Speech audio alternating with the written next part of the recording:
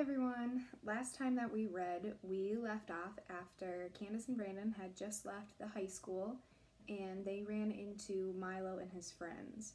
And things were starting to get a little heated. So that's where I will start back up again. Calm down, man, Milo said. It's not like she's your girlfriend.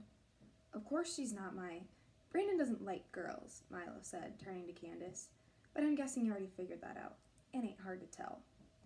Candace put her hand on her pocket, over her mom's phone. Would it be okay to call home? Or would they try to grab the phone as soon as she pulled it out? Leave her alone, Brandon repeated. Or what? No teacher to tattle to this summer. There a problem here, boys? They turned. An older woman stood on her porch, her hands on her hips. No problem, Miss Palmer, Milo said. His voice dripped with honey. Then go on home, Milo, she said. All y'all should go home. It's too hot to be standing out in the middle of the sidewalk. Yes, ma'am, they all murmured. And Milo, tell your mama to call me. I need a ride to church on Sunday. Milo nodded. As soon as the door closed, he turned to one of his friends. I hate when old people ride in our car. They always smell like medicine and Lysol. Milo kicked his leg over his bike and took off. He steered toward Brandon, almost like he was trying to clip him. At the last moment, Brandon leaned away, barely avoiding Milo's handlebars, but he lost his balance, and he and his bike fell to the sidewalk. Milo and his friends laughed and rode away. Candace jumped off her bike. You okay? I'm fine, Brandon said, brushing grit from his hands. Brandon, I'm sorry. It's fine. He didn't look at her as he got back on his bike. But it's my fault. If I hadn't made you ride to the memorial, drop it, okay? He took off, his legs pumping hard in the wind. As fast as she pedaled, Candace couldn't keep up. Chapter 12. Enoch, Washington, 1914 through 1940. As fast as Enoch, his father, and his brother worked, it still took them a month to finish seeding Mr. Tidwell's farm that spring of 1914, which meant they lost a month of planting their own cotton, which meant their crop didn't have enough time to mature before it was time to harvest. Come the end of the season, their haul was light again, placing them further in debt to Mr. Tidwell. This continued for the next 5 years, Enoch and his family planting their landowners' crops before tending to their own. Enoch grew taller and broader with each season. By the time he turned 11, he towered over other kids his age. He could hit a baseball farther and round the bases faster than anyone else at his school, and he could haul more cotton than 2 of his older brothers. It was also at 11 that he got into his first fist fight. His father noticed the large welt on Enoch's face, but didn't speak of the bruise at first. 5 days after the fight, he took his son to the edge of the plot to repair a fence. They started at dawn, pulling up the old wood and digging new, deeper holes to anchor the posts. It wasn't until that afternoon that his father asked, So when are you going to tell me about that fight? And don't lie to me. I already talked to Cordell Rackley and your teacher about it. Enoch had gotten into a fight with a boy named Sammy. The boy, with his slim build and golden brown skin, was the spitting image of his father, Cordell Rackley, the man who oversaw all the colored workers on Mr. Tidwell's land. Mr. Rackley may have had more money, power, and status than any other colored man in Luling, but his children were only allowed to attend the one-room black school like every other colored child in the country. Enoch shook the dirt from his shovel. I bet Sammy to a race, first one to the flagpole and back. If I won, I'd get a slice of his cake. If he won, he'd get my ham sandwich. You waggered a ham sandwich against a piece of cake? Boy, do you know how much that meat is worth? I knew I could beat him, and I did. Enoch started digging another hole. But Sammy said I cheated. Then he swung at me, so I hit him back. Your teacher said you started it. I didn't. She's just saying that because of who Sammy's daddy is. She always treats him better than everyone else. His father sighed. Yeah, you're probably right. That's why you gotta be smarter than all the Sammy Rackleys of the world. Work harder. He called me names, too. Enoch leaned against his shovel. Said I was named after a slave. Enoch didn't want to admit that the comment would have bothered him less if it had come from anyone else other than Sammy. I named you after your granddaddy, the last slave in this family, which means he was also the first free man in this family. His father wiped the sweat from his brow with a thread rag. And if you ever learn to keep your mouth shut and ears open, you might be the first college-educated man in this family. Enoch frowned. Pa? You're hard-headed, but you're smart. You can read better than any of us. And the way you do those numbers, all in your head? Enoch's father looked down at his son. Enoch was still shorter than him, at least for another couple years. Your Aunt Dorothy lives in Birmingham. There's a school for coloreds there. It's good, too, according to your aunt. He nodded as if he was convincing himself. I've already talked to your mom about it. You'll leave at the end of the school year. What about the crop? Enoch asked. You need my help picking the cotton. And what about Mama and Jasper and Simon? And we'll manage. We always do. Enoch's father returned his rag to his back pocket. Not a word of this to your brothers and sisters. Understand? I'll tell them myself in time. But why me? Because you've got a chance, a real chance, of being something other than a sharecropper. Your brothers and sisters are strong. Good workers, but they don't got what you got. He tapped his son's forehead. Just don't waste it, and don't go off trying to challenge everybody that looks at you the wrong way. You're a colored man in the South. You don't have to go searching for a fight. It'll come to you all on its own. Enoch left for Birmingham a few months later. His Aunt Dorothy, his grandfather's youngest half-sister, was a secretary at one of the churches. She helped Enoch acclimate to living in the big city. Since the noise, the buildings, the vehicles, and the people were all new to him. She also worked with him so he could catch up with his classmates. At this new school, everything was more challenging than the grade school he left behind. She taught him how to wash his own clothes and cook his own food. She protected him as he grew from a boy to a man. One thing that didn't change was Enoch's dislike for his name, especially as other kids continued to tease him about it. So when he tried out for the baseball team at his new school, and one of the kids asked him what his name was, he said, "Call me Washington." Enoch shared his last name with another boy on the team, so the baseball players called him Big Washington to differentiate the two. Eventually, that shortened to Big W.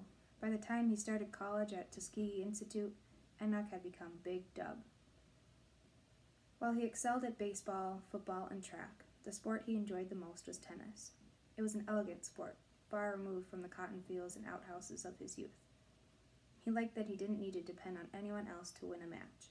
It was just him against his opponent, one man fighting against another for dominance. He quickly mastered the game, eventually giving up baseball for it. After graduating with a degree in mathematics, Big Dub moved north, where he spent the next few years teaching at a small colored school in Virginia and then in Maryland. Returning to Luling or Birmingham was never a consideration, as both his parents and aunt passed away while he was in college. He tried to maintain contact with his siblings, but as they migrated to Chicago and New York, and he moved from place to place, their letters became less frequent. Before he knew it, 3 years had passed without a word from any of his family. Big Dub eventually met a young schoolteacher named Leanne Diggs. She was smart and beautiful, with eyes that could captivate a room, and sweet potato pies that were the best in the country. He liked that Leanne came from a cultured family. Her father, an educated man, was a publisher of a newspaper. Her family had been free since the 1800s, and even owned land. But he also courted Leanne for another, more strategic reason: her smooth, light brown skin. As Enoch had come to learn, the brown paper bag test was a way of life for a black man. The fairer you were, the better you were treated, and the more power you were allowed to have.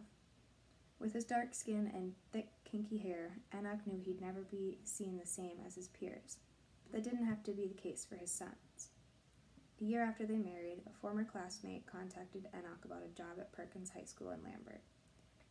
Enoch didn't want to move back into the Deep South, but the school promised to let him both teach and coach. He would serve as an assistant football coach, and he would be able to form his own tennis team. 5 years after that, Leanne at last became pregnant with what would be the couple's only child, though they didn't know that yet. Big Dub spent every night with his ear pressed to his wife's stomach, listening to the movements in her belly.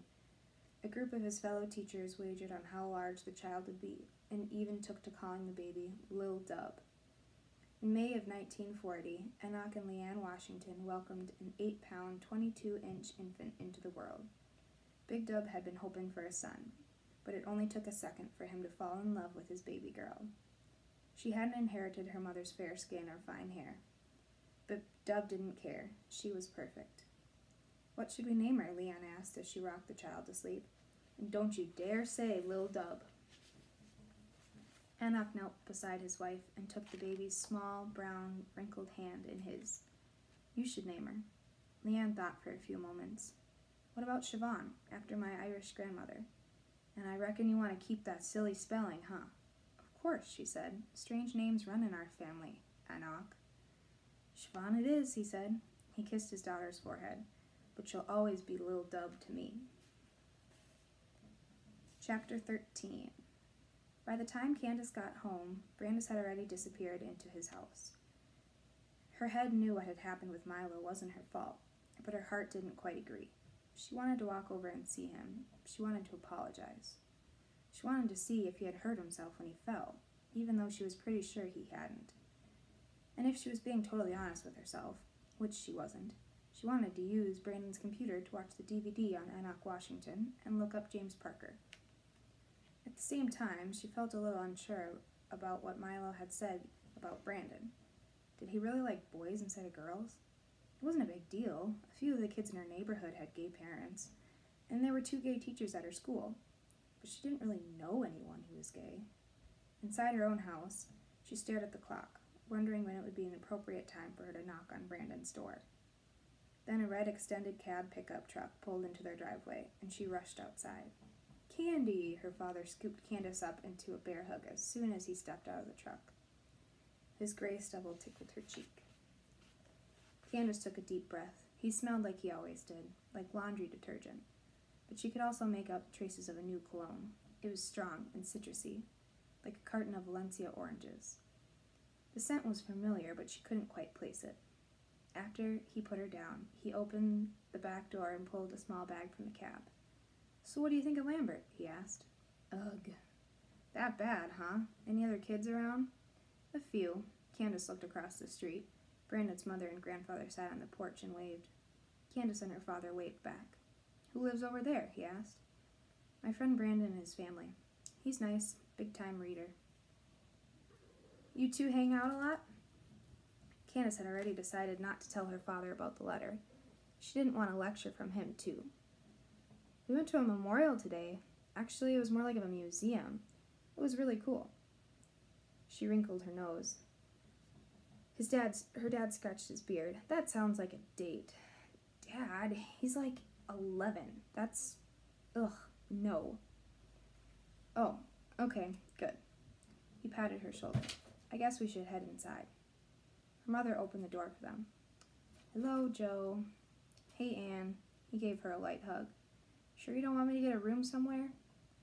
It's fine, her mother said. They moved inside. How's the house? Going well. Dan's crew is almost finished in the bathrooms. He's got some other guys coming out next week to work on the grading in the backyard.